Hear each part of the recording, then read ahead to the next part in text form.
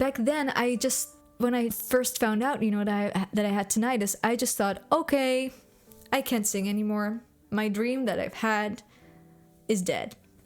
Hello everyone and welcome to a brand new video. In today's video, I will be talking about how my life is now after having tinnitus for 7 years. So this is my 4th video of my little tinnitus series. So if you want to know how I'm doing right now with everything and what kind of struggles I have now, then just keep on watching.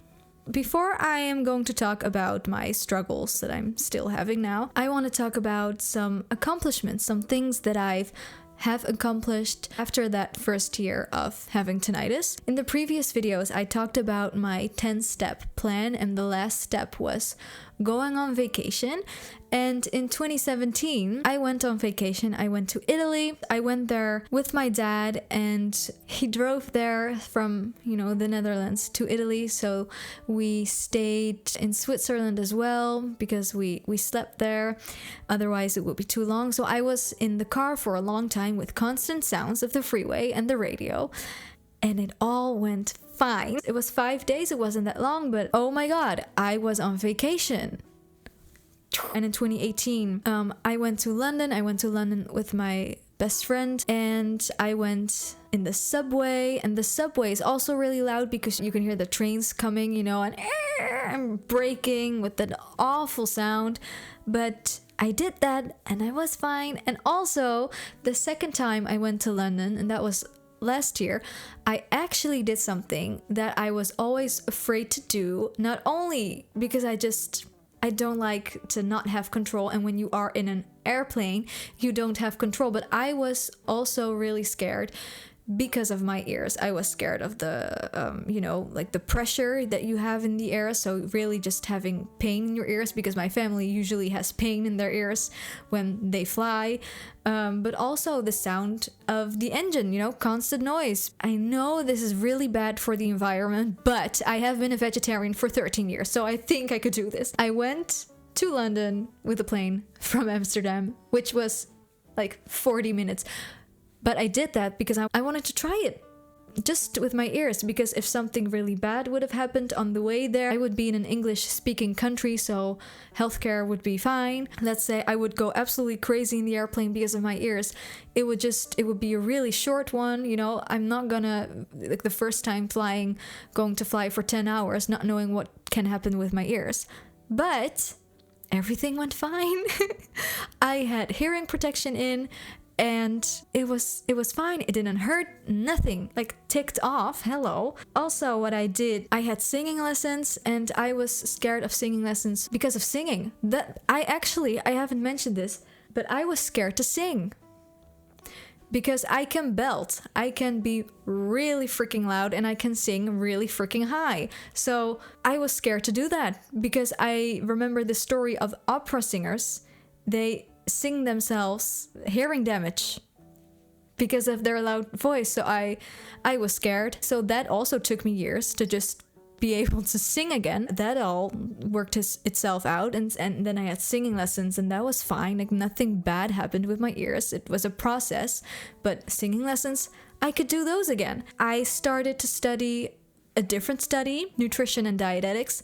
I'm actually officially a dietitian, but didn't really like it. But I finished it anyhow, because otherwise you would get like a fine from the government. So for the money, I finished it, and I'm also really proud. I mean, back then I was really scared to even try and study, and now I have a bachelor's degree, which really took me blood, sweat, and tears. Literally, it's hard. Like studying, graduating, everything, writing a thesis, it is hard. But I did it, and I graduated, and just despite my ears. In 2017, I started this YouTube channel, which has brought me so much joy and so much motivation to keep going and to keep making and to keep singing and creating content and writing music. Like this all has given me so much fulfillment. And back then, when I first found out, that I had tinnitus, I just thought, okay, I can't sing anymore. My dream that I've had is dead. And that is what hurted me so much, oh my God, like I can't do what I love. Hello, just, maybe that even hurt the most. Because I started my YouTube channel in 2017, I actually submitted some covers into this singing competition show that was a new one back then for 2018, and I got chosen. So I actually entered a televised singing competition. I didn't expect something like that, like that could happen to me. I just thought, like, I don't know if I can do this because of my ears. There's constantly something that's holding me back, and that's my ears, you know, my tinnitus, my beeps, my freaking ears. But it was fine. It was really scary. Trust me, it was really scary. Like performing in a studio with a lot of like loud noise, but nothing happened with my ears. It was fine. That's just so special to me, you know, doing what I love, what I want. Like, it's possible. It never stopped. Like, I can continue. So 2018 for me was the year that I found out that my life didn't stop when I had tinnitus, when I got it. Like, it wasn't like I was going into a certain direction. Now I had tinnitus and now I have to go there. No, I was going in this direction. It may paused a little bit, but now it's on play again and I can continue on my path. I can still do what I love. I can fight for my future. I can fight for my dream. I can keep trying. Just the fact that I can keep trying and, you know, making music and covers and being on YouTube, being online and just singing, you know, that I was able to just still keep doing that when I thought, like, that was my biggest fear, like I couldn't do music anymore, but I can. So just thinking of that, it's just, you know, I just didn't realize it back then. So it just goes to show that you have to continue. You have to just keep the faith because you don't know what is going to happen. So yeah, that was just a great year. So those were my accomplishments, but I also still have struggles because it's still something that the average person doesn't have. So, you know, I have struggles that an average person doesn't have, which for me entails like partying, despite the fact that I just don't party because I never really, like, even when I was younger and in high school and when I didn't have tinnitus, I just didn't do parties because, I don't know, it's not because I'm socially awkward, it's just because I just don't really, I don't like it. Like, I'm not cool, man. It wasn't my cup of tea at all. Like, I'd rather just, well, stay at home and have a cup of tea. But nowadays, like, when someone is like, hey, I have a birthday and we're going out, when they would invite me, like, they would always invite me out of courtesy, but they would know that I wasn't going to come. Just because, like, I have ways now of being okay and I can wear hearing protection, I don't want to be in an environment where there is loud noise when I don't even enjoy the activity, you know? So then I just don't go. So yeah, I don't do parties. That's like, yeah, I mean, it's sort of a struggle. A thing that I haven't done yet, and I was actually supposed to do that this year, which was really terrifying, is I was going to go to a concert, sort of. I was going to go to the Eurovision Song Contest in Rotterdam. It was supposed to be here in the Netherlands. So I was going to go with my parents, and my brother was also going.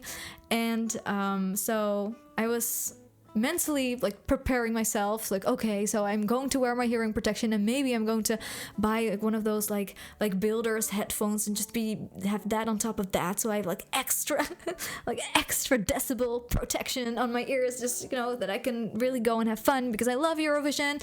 And then it got cancelled, so I still haven't done anything like that. I love to sing, I love music, but the thing that I loved the most, you know, singing, music, going to concerts, is exactly what led to me having tinnitus. So that is a place of trauma. A concert hall is a place of trauma for me. And I was ready to start to overcome that, and I was probably going to poop my pants because of just completely being scared. But I was ready to try, but then I couldn't. And also, with that being said, like, performing, I haven't performed in a couple of years.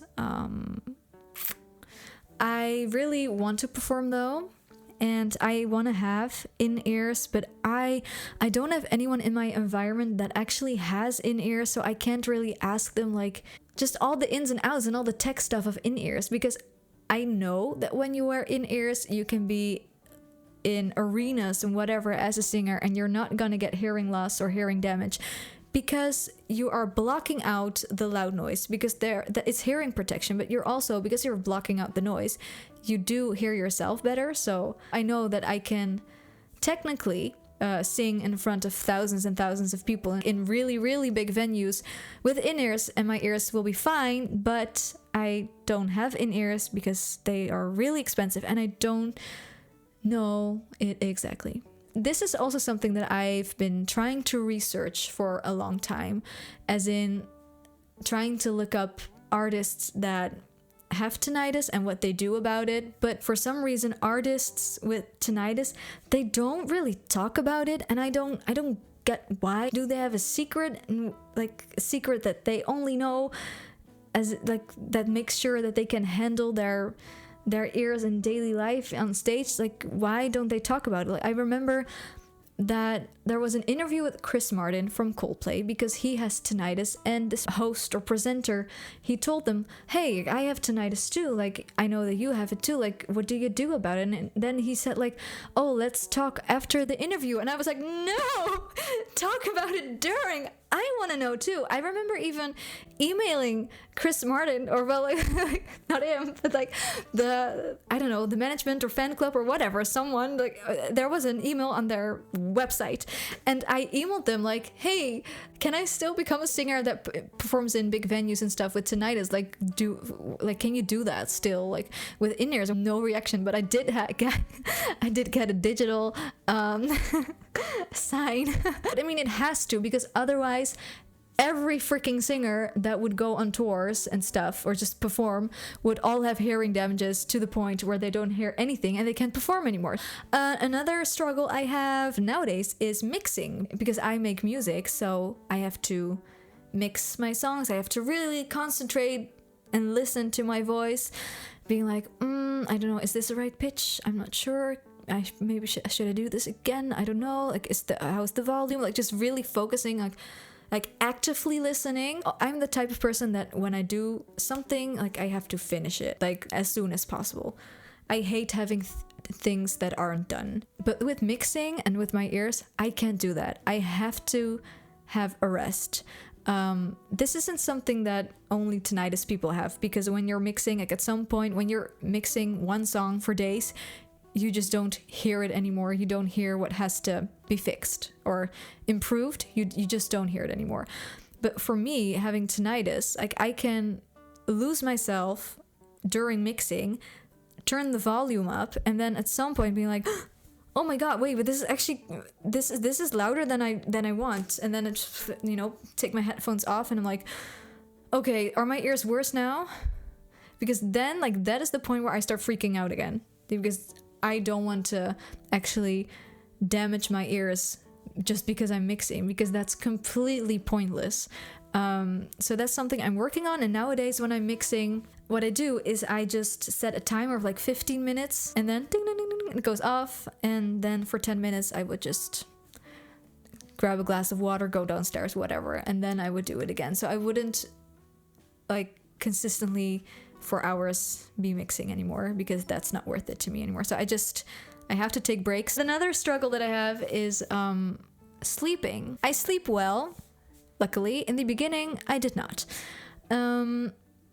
Because when you are watching a movie, when you're walking outside and you hear the wind in the trees, or when you go shopping, you hear people and whatever. Let's say this is tinnitus, and when there's no background noise, or just no noise at all, there's only this. But when there is background noise, it's here and it gets louder. So what happens is you start to focus on that and not on the tinnitus. But when you go to sleep, it is silent. And I have tried to go to sleep with like meditation music, but I don't want to focus on hearing something. So, because when I would focus on the music, I would still be focused on what I'm hearing, and therefore also my tinnitus. I know it sounds really weird. So I had to come up with a way of just trying to completely ignore my tinnitus when there's silence. But nowadays, I can completely zone out my ears. So yeah, those were my accomplishments and yeah, my struggles. You know, it is a process, and I'm really curious about what the next coming years are going to bring. If you liked this video, and if you have any questions, if you want more videos like this, please let me know in the comment section down below. I'm really curious what you think about this series, because now, like my life before, during, and sort of after having tinnitus, this tinnitus series has come to an end. I hope that you've learned a little bit about tinnitus, about me, about people having tinnitus. Maybe you understand them a little bit better now.